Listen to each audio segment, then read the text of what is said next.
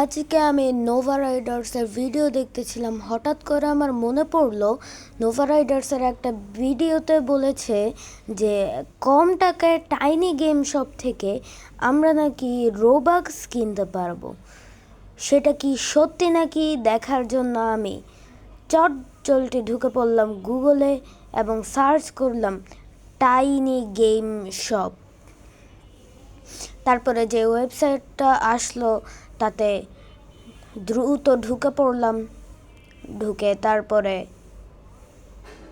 Roblox লেখা অপশনটায় click করলাম।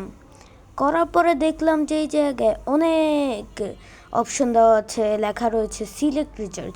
দেখলাম যে 40 রোবাক্স 130 টাকা। তখন আমি একটু হিসাব নিকাশে বসে গেলাম। তাড়াতাড়ি আমি আবার বের হয়ে সার্চ করলাম ইউএসডি টু বিডিটি। তো সেটা আমি ইউএসডি তো বিডিটিতে দেখলাম যে বর্তমানে $1 = 122 টাকা। আর ওই টাইনি গেম শপের মধ্যে বলেছে যে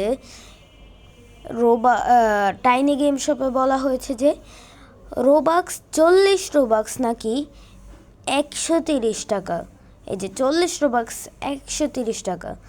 তখন আমার মনে পড়লো রোবলক্সের মধ্যে $1 দিয়ে আমি 80 রোবাক্স কিনতে পারবো।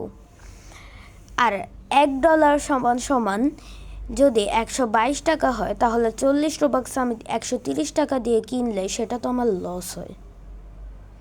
তাহলে কি নোভা রাইডার্স মিথ্যা কথা বলল? আপনারাই বলুন।